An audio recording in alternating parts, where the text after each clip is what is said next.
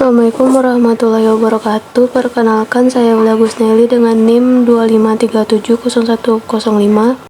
Pada video kali ini saya akan membahas materi tentang penerapan ilmu geografi dalam aspek lingkungan. Yang pertama yaitu pengertian lingkungan dalam geografi. Lingkungan adalah keseluruhan kondisi fisik abiotik seperti tanah, air, batu, udara, dan kondisi biotik seperti manusia, hewan, tumbuhan, dan organisme kecil.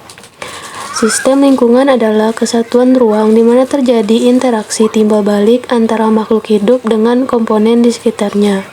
Contohnya, interaksi seperti tumbuhan melakukan fotosintesis dengan sinar matahari dan air.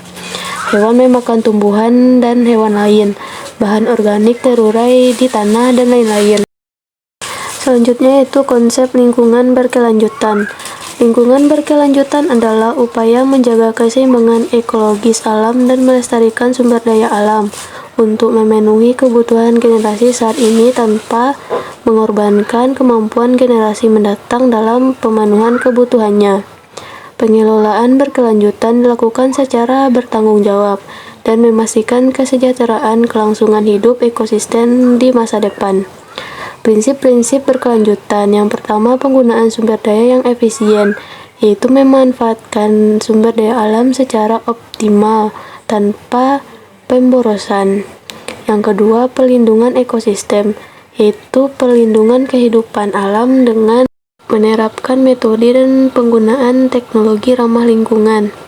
Yang ketiga, penanganan dampak lingkungan seperti pengelolaan sampah dan pengelolaan terpadu dengan pemisahan sampah yang dapat didaur ulang dan sampah yang tidak dapat diolah menjadi energi.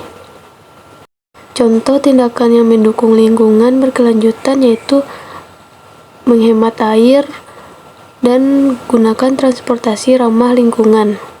Selanjutnya yaitu pengelolaan sumber daya alam.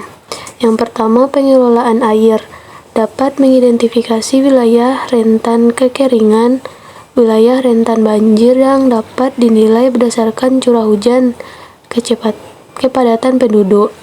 Strategi pengelolaannya dengan yang pertama, konservasi das dengan menjaga tutupan lahan di bagian hulu. Yang kedua, pengelolaan air bersih dengan perbaikan jaringan air. 3. Rehabilitas kualitas air dengan upaya pengelolaan limbah industri, rumah tangga, maupun limbah pertanian dengan maksimal agar tidak terjadi pencemaran air. Yang kedua, pengelolaan sumber daya tanah. Dengan pendekatan geografis, maka dapat dilakukan analisis tanah, pola penggunaan lahan, dan tekanan penduduk yang membantu arah perencanaan ruang. Strategi pengelolaannya seperti pengendalian erosi dengan kegiatan reboisasi dan lain-lain. Selanjutnya, rehabilitasi tanah rusak dengan penambahan bahan organik, kompos, dan lain-lain. Selanjutnya, pengaturan alih fungsi lahan, yaitu dengan batasan konversi lahan produktif pertanian yang dijadikan permukiman. Yang ketiga, pengelolaan sumber daya hutan.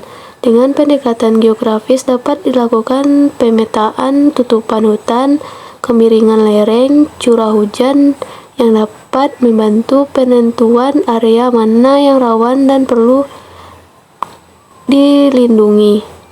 Strategi pengelolaannya yaitu reboisasi hutan, yaitu pengendalian fungsi hutan di area kritis.